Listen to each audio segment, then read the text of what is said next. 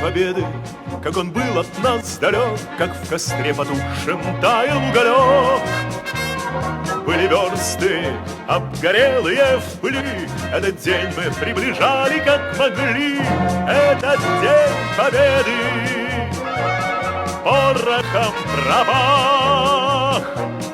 Это праздник с сединою на висках. Это радость со слезами на глазах.